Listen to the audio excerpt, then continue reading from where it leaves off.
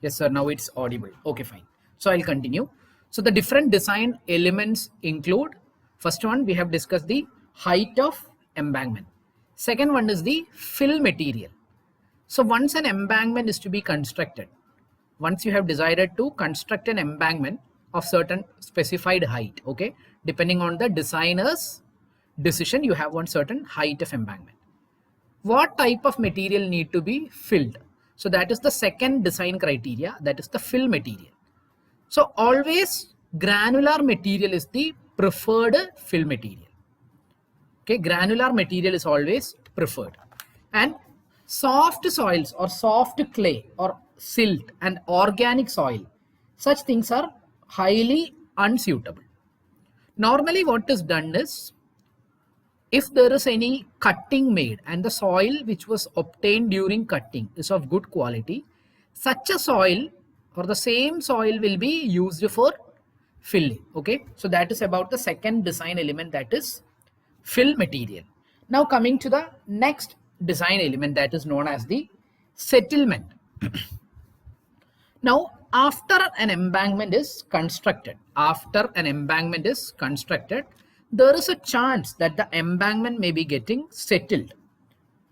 The embankment may be getting settled due to any of the reasons. What are the reasons? First thing will be the consolidation and settlement of foundation. If the foundation is getting consolidated and settled, that is one reason. And in some cases, the fill itself may be getting settled down, or a combination of both. I'll explain once more. So the two design elements are already discussed. First thing is the height of embankment and second thing is the fill material. The third thing is the settlement. What do you mean by settlement? When will you call that a structure has settled?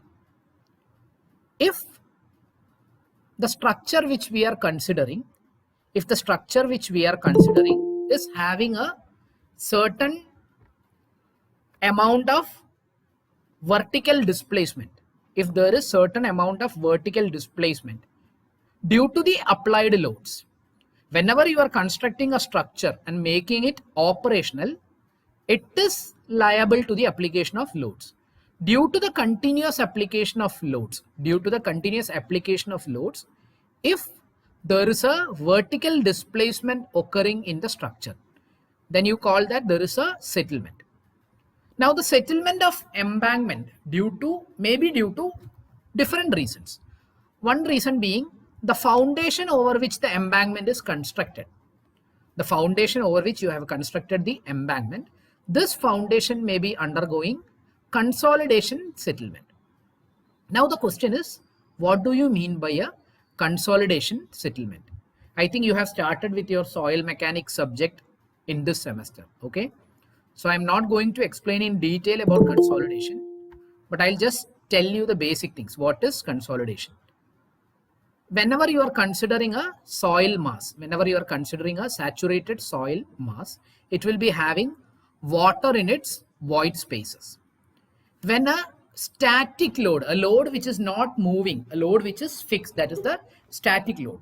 Whenever a static load is applied continuously for a longer period of time, due to the applied load, there will be volume changes in the material, in the soil. This volume change is due to expulsion of water from its voids. Just understand that you have a sponge, okay? You have a sponge. You are immersing the sponge in water. Sponge हमने पानी में डाल दिया, तो उसमें क्या होता है? ये sponge का pores में पूरा पानी fill होता है. Water will be entirely filled in the void spaces of the sponge. Whenever you are pressing the sponge with your hands like this, you can see that water is oozing out. This is the classic example of consolidation. I'm not going to explain the details of consolidation. Such things will be explained by Ankush sir in soil mechanics class. Okay. So consolidation can be a reason for settlement of foundation. So due to consolidation settlement of foundation, there may be failure of embankment. Another reason is due to the failure of the soil fill itself. Once an embankment is constructed, you will be filling the fill material over the embankment. So due to both of these, there is a chance that the embankment may be failing. Now, in order to have proper drainage in embankment, if there is no proper drainage in the embankment, there is a chance that the failure of embankment may be happening due to entry of water into the embankment. I'll just show you one diagram.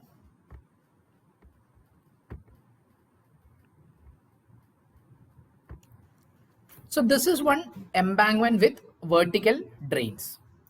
What you are doing is, this is the substratum and this is where you are filling the fill material. You are filling the fill.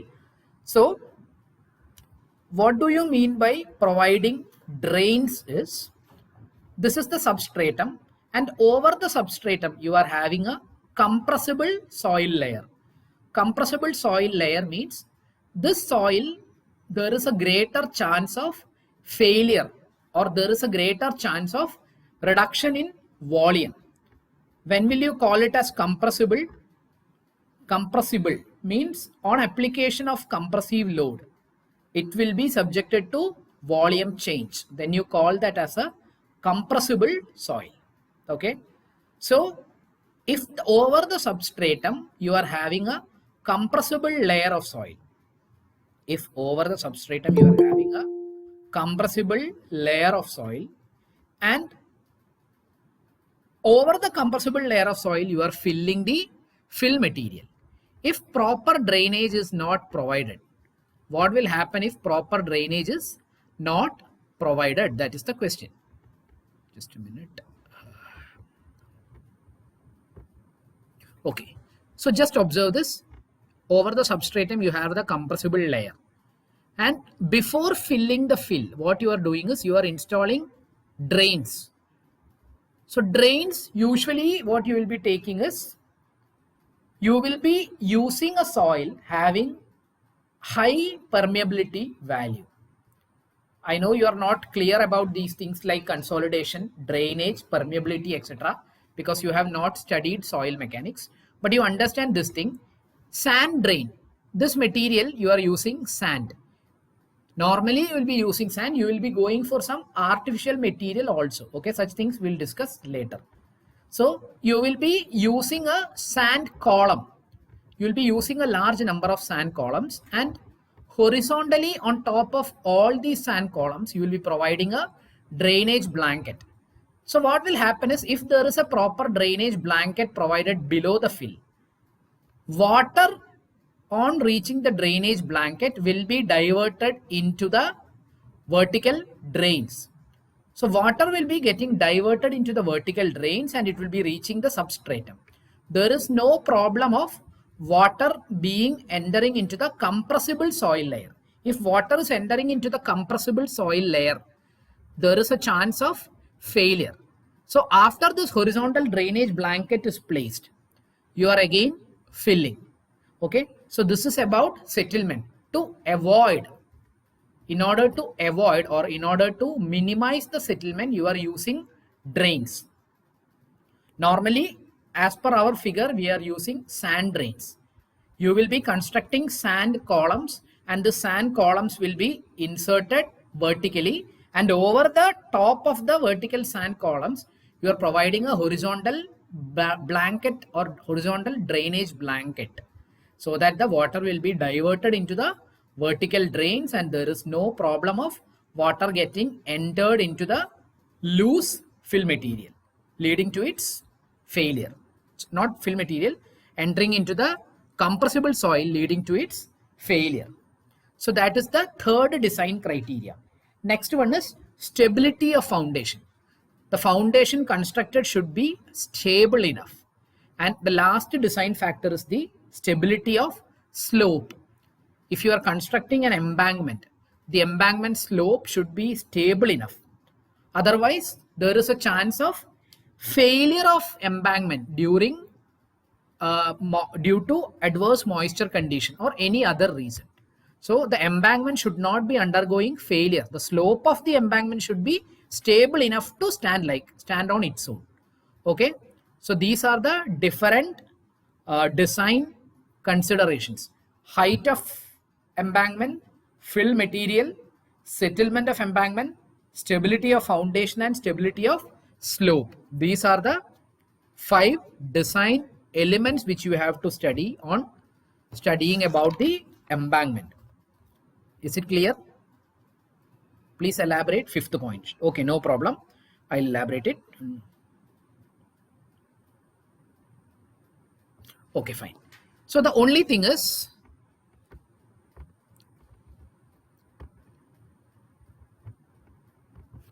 here when you observe this embankment, you can see that there is a sloping side provided for the embankment. Whenever you have a slope, okay, whenever you have a slope, whenever you are constructing a sloping surface, you should ensure its safety, because as you are from Uttarakhand, you may be knowing better. You have seen the landslides. Your terrain is slopy in nature, or the hills.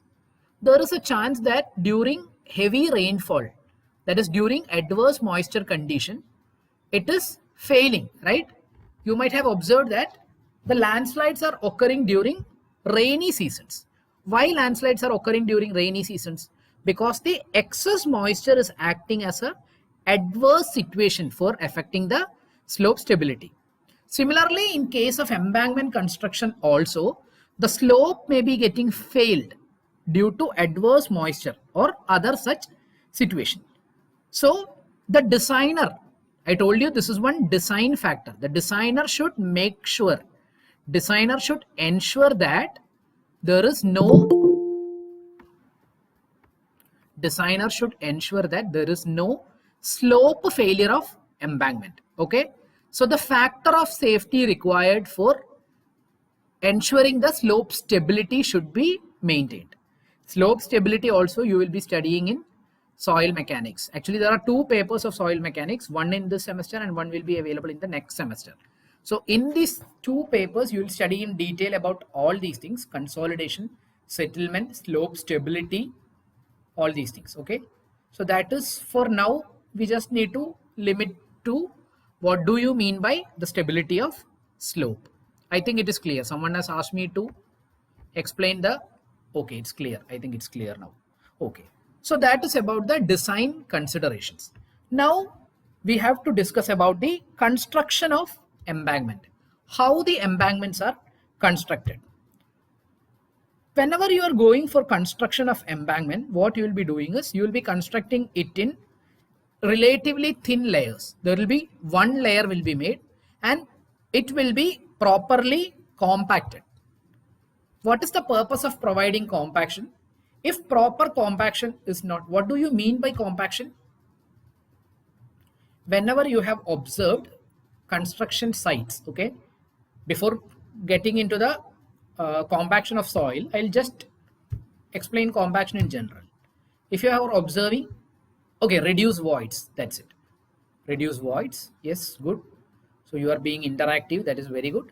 So reducing voids is the objective of compaction. And we have discussed about compaction when we were studying concrete technology. Last semester, I was teaching you construction technology.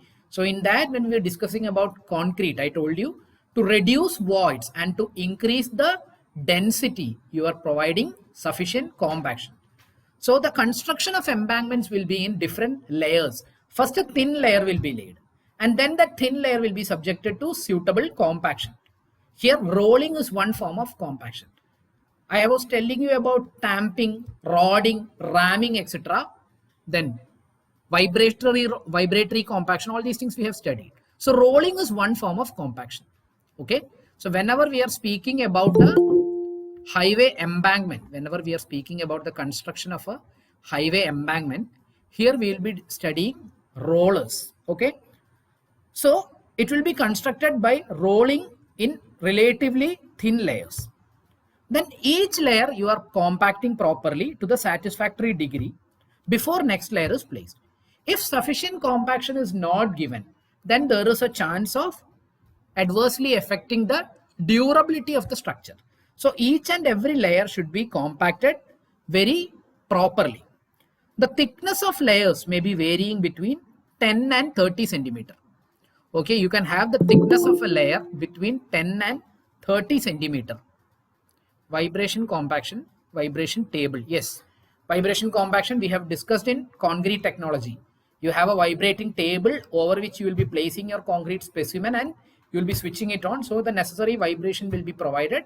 That will induce the required compactive energy. Okay, so we have studied such things. Okay. Now, if you are not providing sufficient compaction, and you are just dumping the earth over the embankment and you are allowing it to undergo consolidation, then the problem is it will be causing excessive settlement. So I told you when we were discussing about the design elements of embankment, settlement is one important consideration to be given. So necessary compaction is a very essential thing. Now, preparation of subgrade. Preparation of subgrade means it includes all the operations before the pavement structure is laid over the prepared ground and compacted. So the subgrade preparation include all the operations starting from the site clearance. First of all, you will be going to the site and you will be clearing the site properly. Okay. Then grading, that is if you need to embankment, if you need to construct an embankment or if you need to make a cutting, the proper gradient should be met. Okay. So all these things are included in preparation of subgrade. So preparation of subgrade means all the activities before the actual pavement is placed above. Okay. Before the actual pavement construction is started, we need to have a lot of other activities. The other activities include, first one is clearance of site. The site should be properly cleared.